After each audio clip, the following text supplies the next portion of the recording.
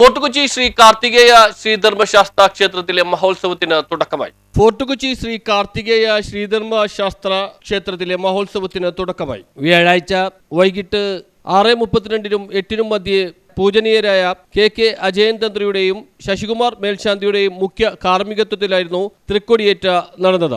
രാവിലെ 10-ന് നാഗരാജാവിനും നാഗയക്ഷിക്കും കളമെഴുത്തും പാട്ടുമുണ്ടായിരുന്നു. ഉച്ചയ്ക്ക് 12-ന് അന്നദാനവും നടന്നു. കിഷോർ ബാബു വഴിപാടായി നൽകിയ കൊടിയും കൊടിക്കയറും അദ്ദേഹത്തിന്റെ വസതിയിൽ നിന്നും വൈകിട്ട് 5 മണിക്ക് വാദ്യമേളത്തിന്റെയും പൂത്താലത്തിന്റെയും അകമ്പടിയോടുകൂടി കോക്കേസ് ജംഗ്ഷനിൽ ചിരട്ടപ്പാലം വഴി ക്ഷേത്രത്തിൽ എത്തിച്ചേർന്നു. തുടർന്നാണ് തൃക്കൊടിയേറ്റ നടന്നത്.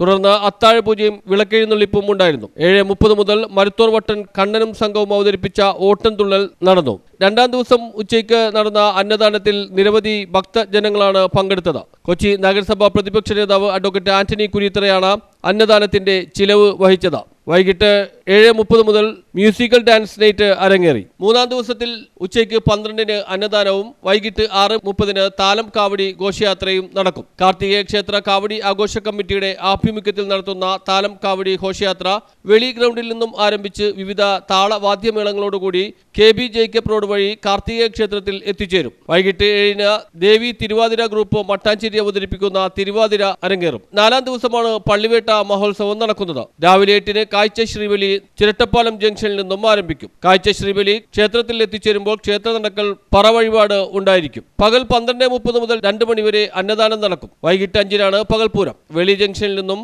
പകൽപൂരം ക്ഷേത്ര സന്നിധിയിൽ എത്തിച്ചേരുമ്പോൾ ക്ഷേത്രപ്പറയും നടക്കും. വൈകിട്ട് 7:30-ന് ഡോക്ടർ സിന്ധു മഹേഷും സംഘവും അവതരിപ്പിക്കുന്ന തിരുവാതിരയും രാത്രി 8:30 മുതൽ കൊച്ചിൻ നാദമയൂക ഓർക്കസ്ട്ര അവതരിപ്പിക്കുന്ന ഗാനമേളയും നടക്കും. ക്ഷേത്രത്തിലെ 2025-ാം ആണ്ട് ഉത്സവം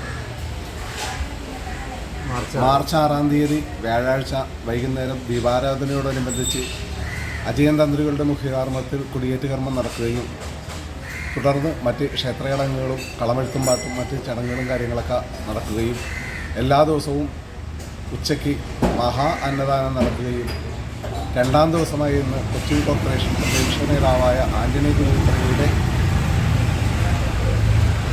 വഴിപാടായി നടത്തിയിരിക്കുന്ന അന്നദാനമാണെന്ന് നടന്നത്.